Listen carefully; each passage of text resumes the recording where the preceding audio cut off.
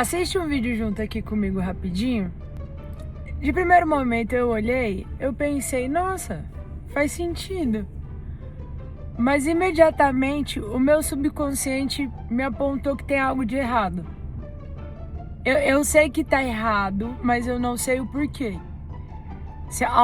Sem chamar de burra, se alguém puder me explicar, eu aceito de muito bom grado.